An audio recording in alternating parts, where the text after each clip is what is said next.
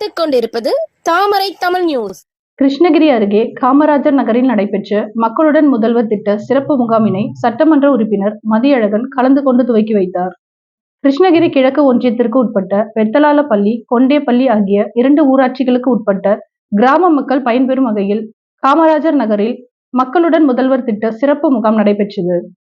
ஊராட்சி மன்ற தலைவர்களான திருமதி அம்சவல்லி வெங்கடேசன், ராஜேந்திரன் ஆகியோரின் தலைமையில் நடைபெற்ற இந்த முகாமினை கிழக்கு மாவட்ட திமுக செயலாளரும் சட்டமன்ற உறுப்பினருமான மதியழகன் கலந்து கொண்டு முகாமினை துவக்கி வைத்து பொதுமக்களிடம் இருந்து மனுக்களை பெற்றுக்கொண்டு முறையாக கணினி மூலம் பதிவு செய்ய பரிந்துரை மேற்கொண்டார்.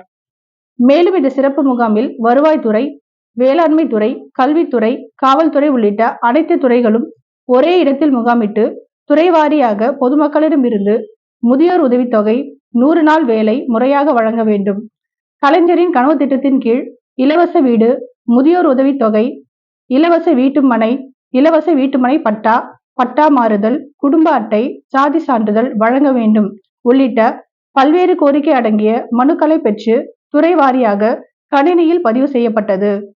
மேலும் இந்த சிறப்பு முகாமின் போது வட்டாட்சியர் பொன்னாலா, திமுக ஒன்றிய செயலாளர் கோவிந்தன், தனசேகரன், ஊராட்சி மன்ற துணைத் தலைவர் கல்யாணி ராஜா உள்ளிட்டோர் பலர் கலந்து கொண்டனர்.